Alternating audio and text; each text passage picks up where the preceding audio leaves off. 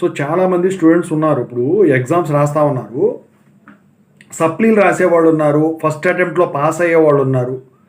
అయితే ఇక్కడ ఈ సప్లీలు రాసేవాళ్ళకైనా ఫస్ట్ అటెంప్ట్లో పాస్ అయిపోయే వాళ్ళకైనా వచ్చేసరికి ఈ స్టాంపింగ్ అప్డేట్ అనేది ఒకటి తెలియాలన్నమాట జేఎన్టీహెచ్ నుంచి మీకు. అయితే ఇందుట్లో ఈ స్టాంపింగ్ అప్డేట్ వల్ల యూజే, కాకపోతే కొందరికైతే అది ఉపయోగపడదు, అది దానివల్ల లాస్ తప్ప మీకు లాభం ఉండదు.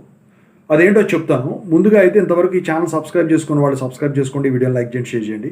మీకు ఏమైనా డౌట్స్ ఉన్నట్టయితే కాల్ మీ 4 ద్వారా కాల్ చేయండి. Telugu engineering education Telegram YouTube channel subscribe చేసుకోండి, జేఎన్టీయూ యూనివర్సిటీ అప్డేట్స్ ఛానల్ కూడా. ఇక టాపిక్లో వెళితే ఏంట్రా బాబు అంటే, ఈ గ్రేస్ మార్క్స్ ఏవైతే ఉంటాయో ఈ అప్లై చేసుకుంటూ ఉంటారు. అసలు ఈ గ్రేస్ మార్క్స్ అనేది ఎందుకు యాడ్ చేస్తారు? ఇప్పుడు 40 మార్క్స్ పాస్ మార్క్, మీకు ఇంటర్నల్ ఎక్స్టర్నల్ కలిపితే 40 రావాలి, లేకపోతే 40 దాటాలి. అయితే ఆ 40 మార్క్స్కి దగ్గరలో ఉన్న వాళ్ళు, కొంచెం తగ్గిన వాళ్ళు, అంటే దగ్గరలో అని అంటాం లేదు, 30-23 ఇచ్చేసారు కదా, 30-23. సో వాళ్ళు ఏం చేస్తారు, దీనికి యాడ్ చేసుకుంటారు. యాడ్ చేసుకుంటే 40 వస్తాయి, పాస్ అయిపోతారు. అయితే ఈ సప్లీలు రాస్తూ పాస్ అయ్యే వాళ్ళు ఉంటారు. ఇప్పుడు 2 కేటగిరీలో ఫస్ట్ కేటగిరీ గురించి మాట్లాడుకుంటే, ఈ సప్లీలు రాస్తూ పాస్ అయ్యే వాళ్ళు ఉంటారు చూసారా. ఇంకా చివరికి వచ్చేప్పటికి రాసి చెకాకు వచ్చేసి ఇక 2 సబ్జెక్టు మిగిలిన ఎగ్జాంపుల్ చెప్తున్నాను, వాటికి గ్రేస్ మార్క్స్ పెట్టుకుంటాడు, 30-23 ఇస్తారు. అయితే ఆ 2 సబ్జెక్టులకు కూడా ఈ గ్రేస్ మార్క్స్ యాడ్ చేస్తే దానికి ఎంతవరకు అయితే తగ్గినాయో అంతవరకు, అంటే 40 మార్క్స్ కరెక్ట్గా వస్తాయి దానికి. ఆ రెండింటికి కూడా 40 వస్తాయి. ఇప్పుడు 30లో 30 మీకు యాడ్ చేయరు, 23కి 23 యాడ్ చేయరు. ఇప్పుడు 7 మార్కులు తగ్గితే 40కి 7 మార్కులు యాడ్ చేస్తారు. అవి 2 సబ్జెక్టులు అయితే 2 సబ్జెక్టులు, 3 సబ్జెక్టులు అయితే 3 సబ్జెక్టులు.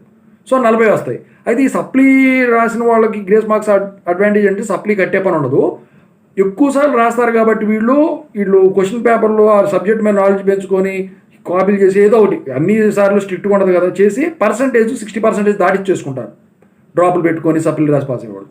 వాళ్ళకైతే ఇది యూజ్ అవుతుంది. మరి ఫస్ట్ అటెంప్ట్లో పాస్ అయ్యి యావరేజ్ స్టూడెంట్స్ ఉంటారు, అంటే ఇప్పుడు సబ్జెక్ట్ ఒక్కసారి పోయింది అనుకోండి, లేకపోతే ఇక ఓపిక లేక గ్రేస్ మార్క్స్ పెట్టుకుందాం అనుకోండి, వాళ్ళు ఏం చేస్తారు, ఇప్పుడు గ్రేస్ మార్క్స్ యాడ్ చేసుకున్నారు అనుకోండి, 30 మార్కులు వేస్ట్ అయిపోతాయి కదా. అందుట్లో ఇప్పుడు 3 మార్కులు తగ్గినాయి అనుకోండి 40కి, ఆ ఒక సబ్జెక్టు 3 మార్కులు కలిపితే 40 వస్తాయి, 30 మార్కులు కలవు కదా.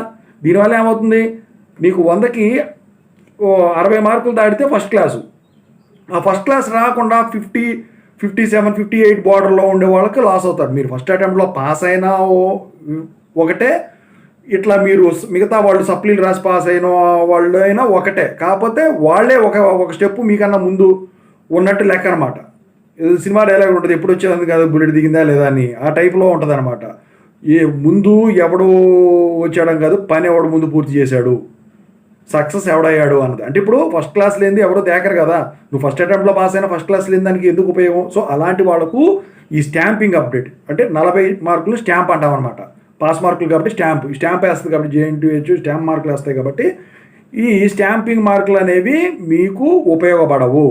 అందుకని ఆ ఒక సబ్జెక్ట్ అయినా మీరు ఫస్ట్ అటెంప్ట్లో పాస్ అవ్వకుండా వస్తున్నారు కాబట్టి అది రాస్తే ఎక్కువ మార్కులు వస్తాయి కాబట్టి సప్లీ అది రెగ్యులర్ రాసుకొని అందులోనే పాస్ అవ్వడం మంచిది, ఎందుకంటే చికాకు చేసుకోవద్దు దాని గురించి.